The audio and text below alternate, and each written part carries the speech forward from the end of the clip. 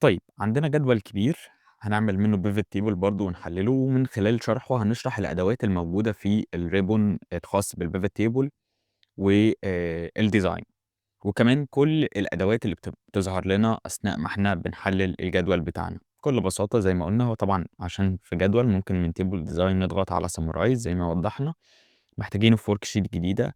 أنا مش محتاج أضيف الrole لdata model، عندي جدول واحد مش محتاج أشتغل على أكتر منه. ظهرت معانا هنا بشكل مباشر أسماء الأعمدة اللي عندي، ودي أول حاجة بالاحظها إن أنا عندي هنا employee building department employee برضه. طب هم ليه مش مترتبين ورا بعض؟ إذًا هو مرتب لي الأعمدة أو مرتب لي أسماء الأعمدة على حسب الجدول نفسه، employee building department employee ID وهكذا.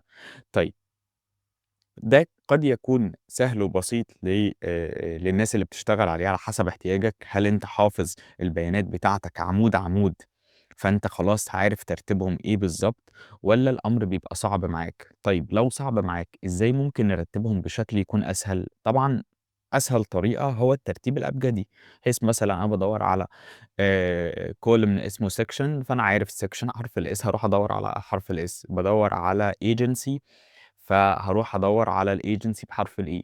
ولكن في ناس تقول لك لأ، أنا عارف إن البيانات بتاعتي فيها agency department section مترتبين ورا بعض، قطاع، إدارة، قسم، فأنا لأ، أنا عايزهم جنب بعض. اللي أنت شايفه. طيب تتعدل إزاي أصلًا؟ بكل بساطة لمّا بنيجي نضغط هنا بييجي يقول لك sort in data source order على حسب الجدول بتاعك أصل البيانات والّا من A to Z. فإحنا لو ضغطنا من A to Z خلاص رتبها لنا من A to Z بالشكل ده، A B C D E وهكذا. طيب عايزين نعرض البيانات بتاعتنا إن drag and drop، خدنا اسم الإدارة ضفناه على هيئة أصفُف، وعايزين نحط قدامه البيانات الخاصة بأعداد الموظفين. طيب ممكن بكل بساطة أختار الdepartment نفسه برضه وأحطه في الvalues. الله! هو إزاي department وجاب لي أرقام؟ هو ما جابلكش أرقام sum، هو جاب لك أرقام count، يعني عدّ لك كلمة count دي اتكررت كام مرّة في الجدول. بالتبعية أنا هنا لو أنا عندي هنا مثلًا كلمة marketing اتكررت 10 مرات، ده معناها إيه؟ ده معناها إن في المقابل الناحية التانية في 10 أسماء موظفين مختلفين. إذًا لو أنا عايز أجيب أعداد الموظفين ممكن أجيبها من الcount of department اتكرر كام مرّة. فهنا مثلًا لمّا ييجي يقول لي الaccount management اتكرر 88 مرّة، ده معناه إن الdepartment هنا فيه 88 موظف. لمّا نيجي نفلتر هنا في 88 موظف، 88 اسم مختلف هنا. طيب حلو جدًا. اشمعنى الdepartment اللي إحنا اخترناه؟ عادي، بما إن إحنا اعتمدنا في الrows بتاعتنا على الdepartment ممكن نحط اسم الdepartment مقابلها. طيب لو شِلنا الdepartment remove وحطينا الemployee نفسه employee نفس الأرقام، لإن زي ما إحنا قُلنا قصاد اسم كل إدارة في اسم موظف. طب لو شِلنا الnumber أو الcount of employee وحطينا مثلًا الbenefits، هنا الرقم اتغيّر. هو الaccount management إحنا مش قُلنا 88 ليه 60 بس؟ إذًا ممكن نلاقي هنا فعلًا في مش كل الموظفين واخدين benefits. فدي نقطة مهمة جدًا، إن إحنا لمّا نيجي نعتمد في البيانات بتاعتنا لازم نتأكد إن العمود اللي إحنا شغالين عليه كل البيانات بتاعته كاملة. ما ينفعش أبقى باعِد في عندي كام اسم إدارة عشان أعرف عندي كام اسم موظف وأعتمد على الbenefits. طب ما هو مش كل الموظفين واخدين benefits. فدي نقطة مهمة جدًا. فإحنا هنعمل remove لده وهناخد اسم الdepartment نفسه نحطه في الvalues. طيب عايزين نغيّر اسم الcount of department، ممكن double click عليها ونغيّرها، اسمها number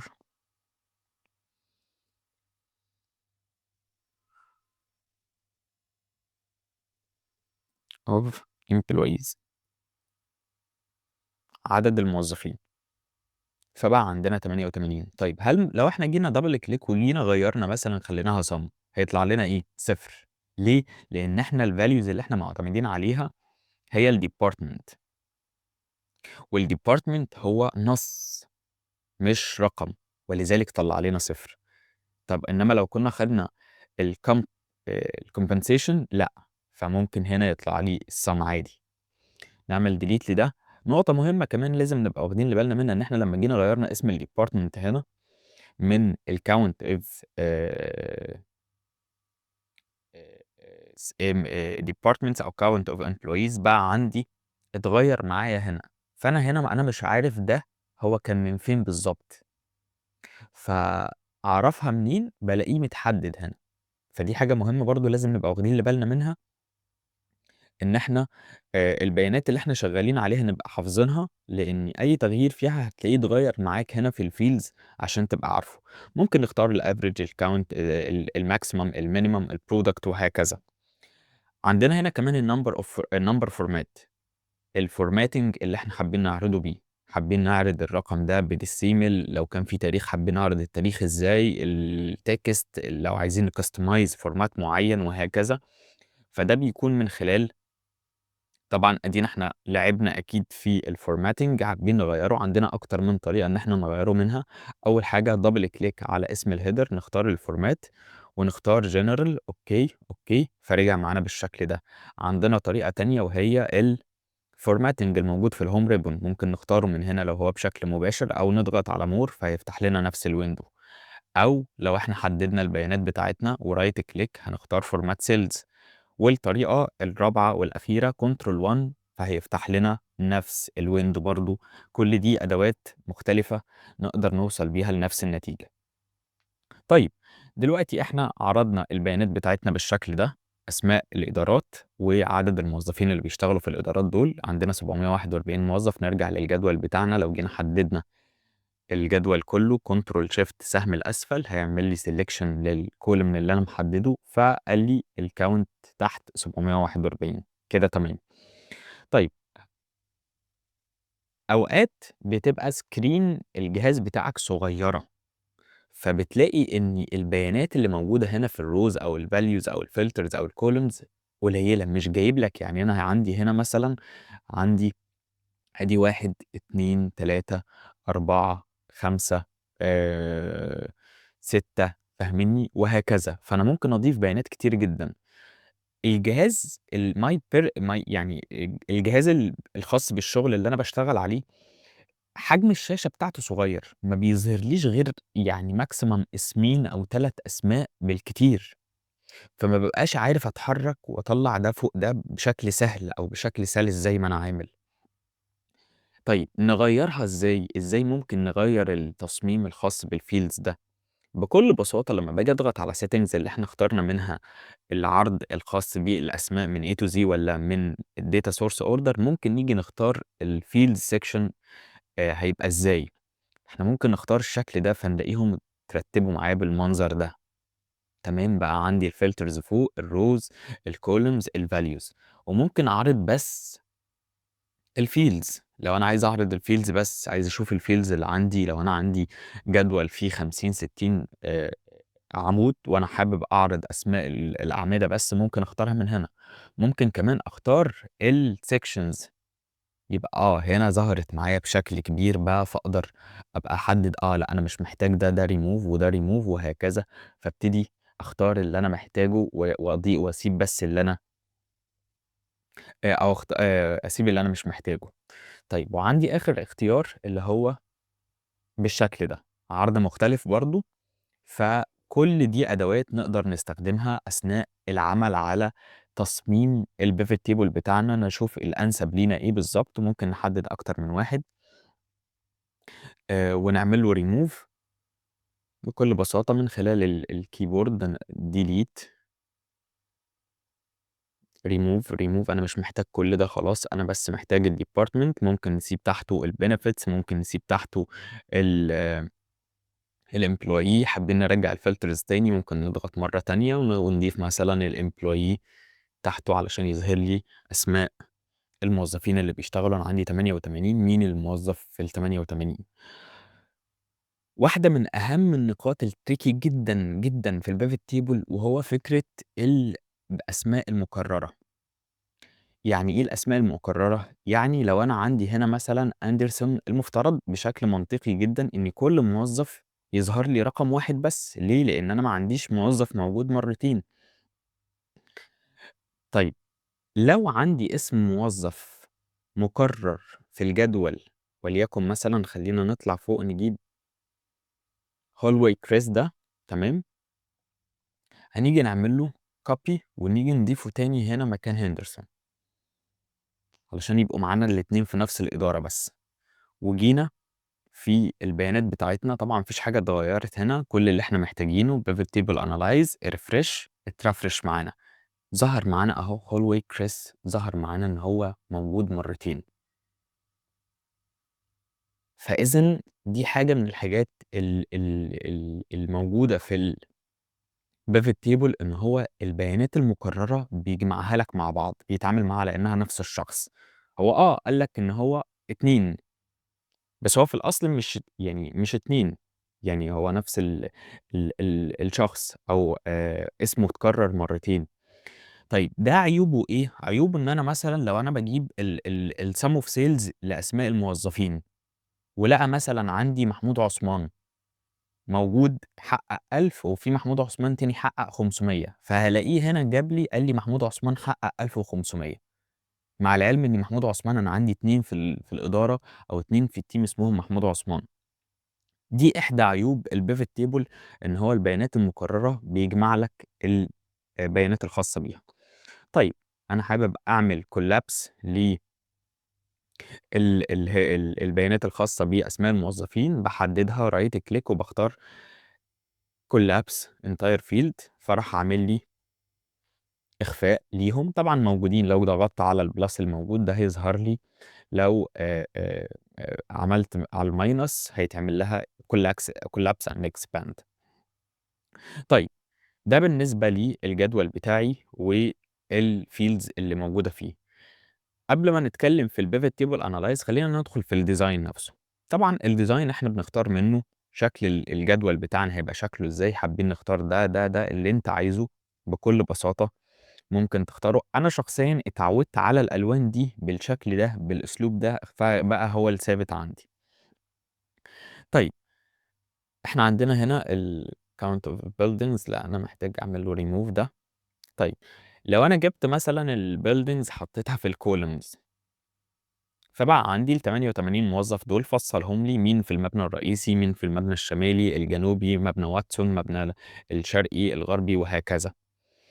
طيب عندي هنا في ال pivot table style option، لو انا ضغطت هنا appended rows ان هو هيظلل لي صف وصف، الكولومز عمود وعمود.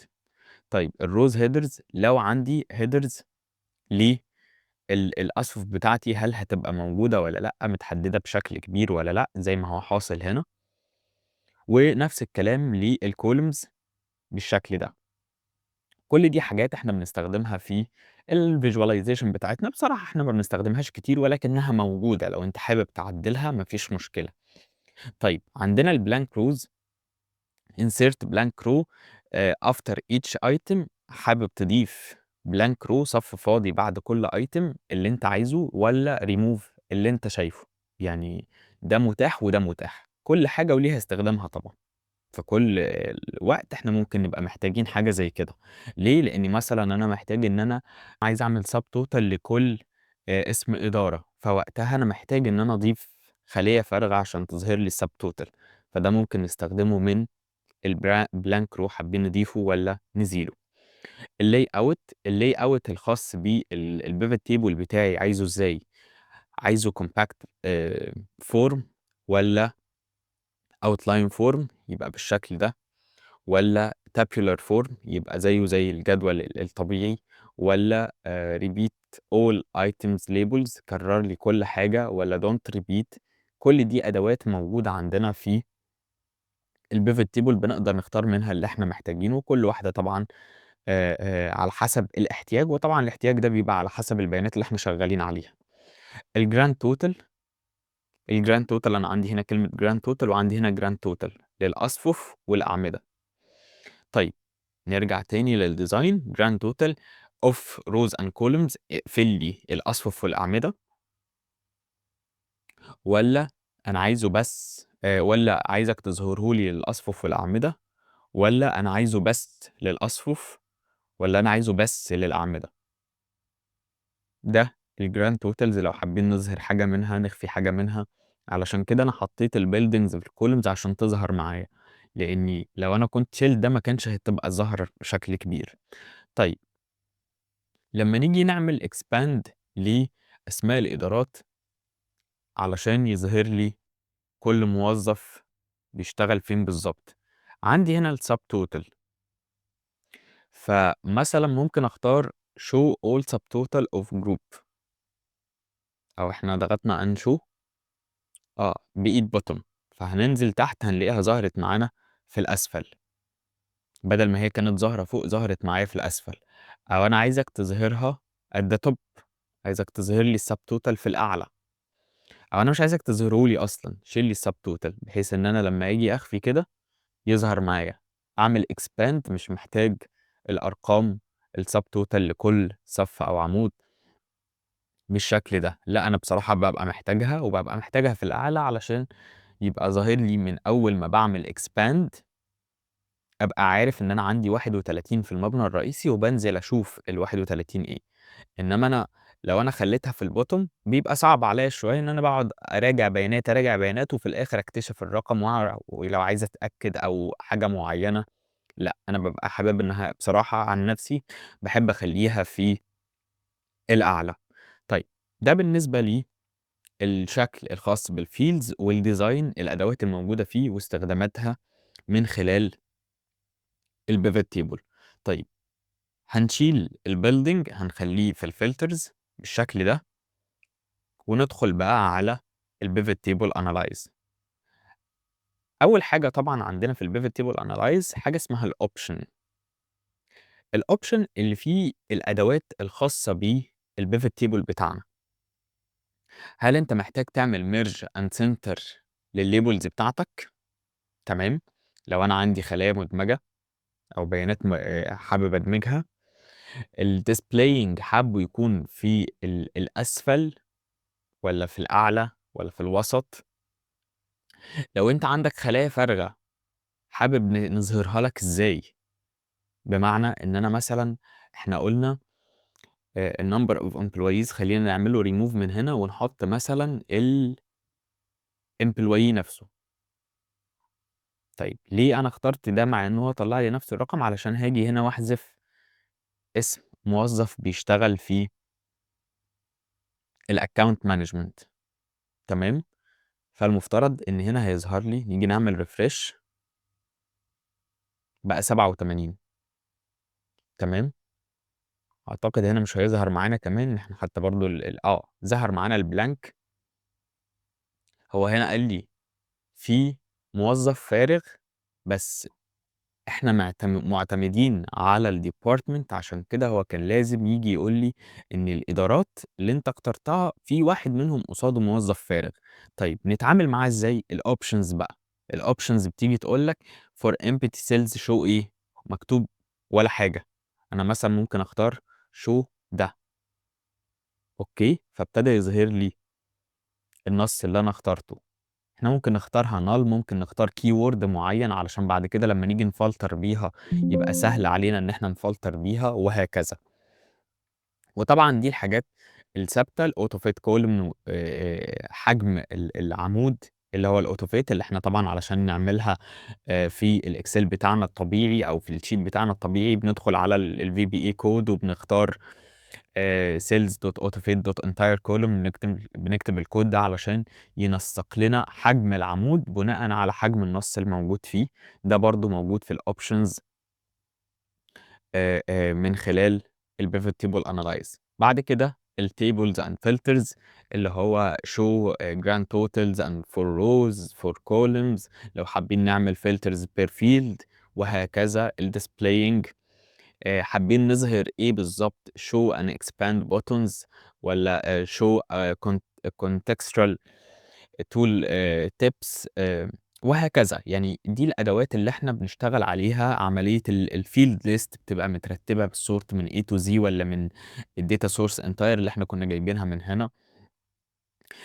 الshow values of rows الprinting عملية الطباعة حابين نطبع إزاي.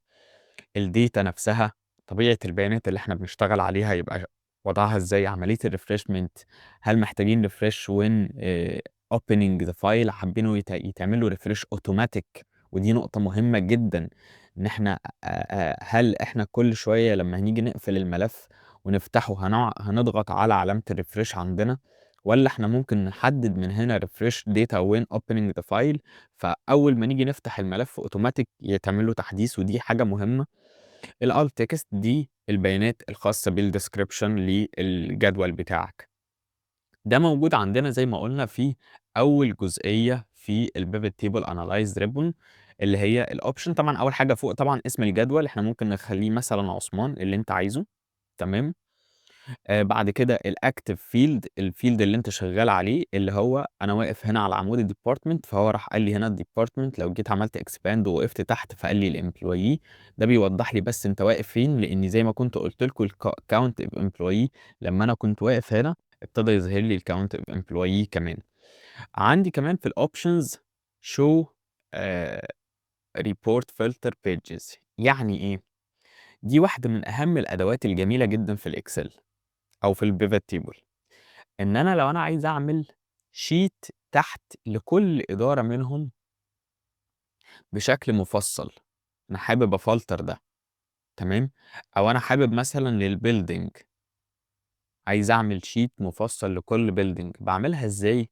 باجي أقول له show report، خلّينا نقراها تاني، show report filter pages، فبييجي يقول لي للbuilding ليه؟ لإن أنا الفلتر بتاعي كان للbuildings، فأنا هاقول له للbuildings، فبشكل تلقائي عمل لي جدول لكل building منهم.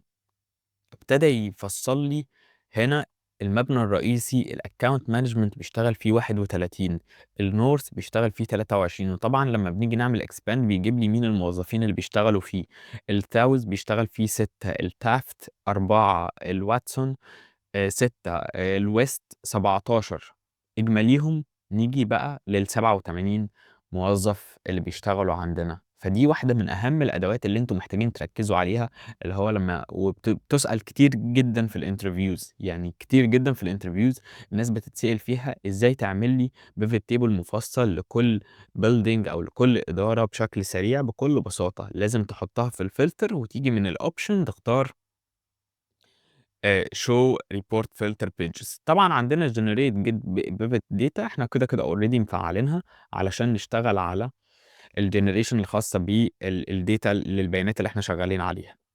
الfield settings، الsettings اللي إحنا بنشتغل عليها زي ما كنا بنقول، إحنا ممكن double click هنا يفتح لنا نفس الwindow الخاصة بالبيانات بتاعتنا، وعندنا 2 options، الsummarize values by والvalues as، حابين نعرضها إزاي.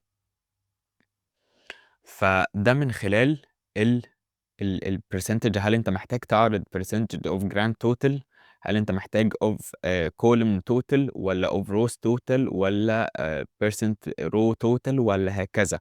فأنا مثلًا لو اخترت percent row total فهيبتدي يقول لي كل إدارة بتمثل إيه من إجمالي موظفين الشركة، فابتدى يقول لي إن أكتر إدارة بتشتغل هنا فيها الmanufacturing، دي فيها 20% من موظفين الشركة. طيب بالمناسبة حابين نفلتر البيانات بشكل أبجدي، ممكن نفلترها من هنا من A to Z والّا من Z to A، تمام. ونفس الكلام بالنسبة للأرقام ممكن نعملها كده.